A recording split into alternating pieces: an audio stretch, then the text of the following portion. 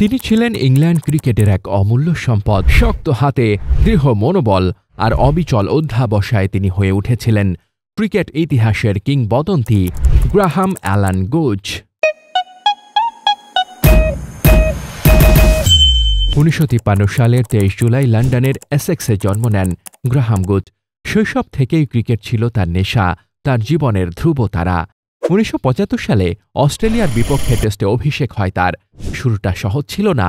প্রথম 2 ইনিংসে 0 রানে আউট হয়ে তাকে সমালোচনার মুখে পড়তে হয়। কিন্তু গুজ হাল ছাড়েননি, বরং প্রতিজ্ঞা করেছিলেন ইংল্যান্ডকে শীর্ষে তুলে ধরবেন। দীর্ঘ ক্যারিয়ারে 118 টেস্টে 8,900 রান এবং 125 ওডিআই ম্যাচে 4,290 রান করেন তিনি। ইংল্যান্ডের ইতিহাসে অন্যতম সেরা ব্যাটসম্যান হিসেবে নাম লিখিয়েছেন।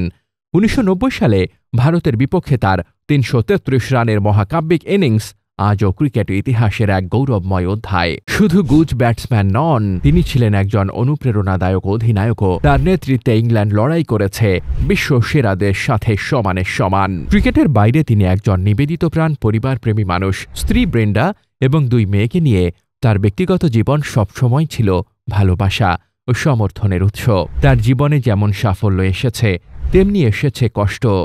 1982 সালে দক্ষিণ আফ্রিকার বিদ্রোহী সফরে অংশ নেওয়ায় সাময়িকভাবে নিষিদ্ধ হয়েছিলেন, কিন্তু আবারও দৃঢ় মনোবল নিয়ে তিনি ফিরে আসেন এবং ইংল্যান্ডকে দেন নতুন আশা। অবসর নেওয়ার পরও ক্রিকেটের সাথে সম্পর্ক ছিন্ন হয়নি।